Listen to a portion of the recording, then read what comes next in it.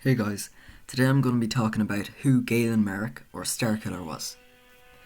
Starkiller was the son of a Jedi Knight who escaped Order 66 and went into hiding on Kashyyyk. Vader found out about the Jedi. He went there to kill him. He brought a battalion of stormtroopers with him.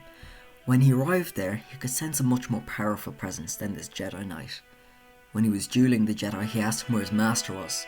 The Jedi responded saying that he had killed his master years ago and the dark side has clouded his memories. So, Starkiller walked in and saw Vader and his father dueling. And that's when Vader realised Starkiller was the most powerful one there. Imperial troops arrived and opened fire upon the Jedi Knight and was about to open fire on Starkiller when Vader swept him out of the way and killed the stormtroopers and the officer. Starkiller was going to be Vader's secret apprentice. So, Vader was breaching the rule of two by doing that, which is a Sith code made by Darth Bane millennia before the events of A New Hope. It says that there can only be two Sith at a time, the Master and the Apprentice. So, Darth Sidious was the Master, Vader was the Apprentice, and then Starkiller was the Apprentice's apprentice, which is a breach of the rule of two. But it wasn't very uncommon for the Sith to have an apprentice, like the apprentice, to break the rules. So, Starkiller was given one of Vader's old lightsabers, which he modified. He made the Kyber crystal visible and put the activation button at the bottom, so he'd be able to activate it more easily as he held his lightsabers in a reverse form grip. He was trained in all 7 forms of lightsaber combat, including the reverse form variants. He was able to produce Force Lightning, Force Push, Force Repulse, which is a powerful version of Force Push that can disintegrate your enemies, Force Lightning Shield, and multiple other Force abilities. At one point in his life, he was able to rip a Star Destroyer out of the sky on Raxus Prime.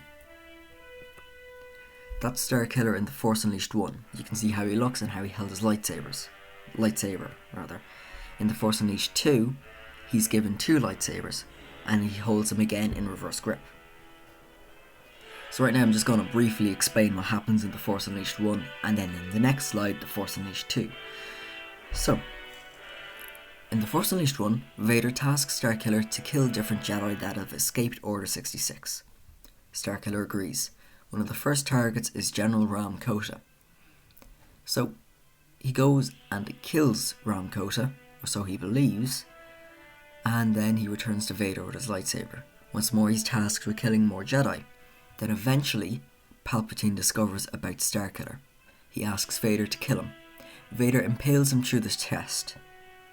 Starkiller is then brought to a medical ship, where he's tasked once again by Vader to go and start a rebellion.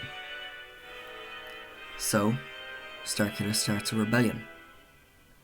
And he gets all the rebels together and unites them under one banner. But then Vader launches an attack fleet on that planet where the meeting of the Rebel Council is, and says that he always wanted the rebels dead, that there was no point in overthrowing the Emperor, not yet at least. So then Starkiller was furious. He went to the Death Star to fight Vader and kill the Emperor. He got there.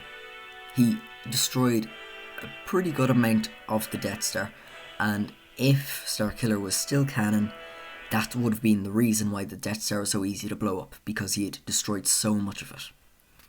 He dueled Vader and brutally battered him. His helmet was just non-existent. There was no helmet. His armour was tattered. His cloak was burnt off. He then goes to fight the Emperor. And whilst fighting the Emperor, he realises he is no match for him. So he force repulses as powerfully as he can to let his friends who were taken captive by the Emperor and about to be executed for treason, gives them time to escape, and force repulses and nearly destroys the entirety of the Death Star.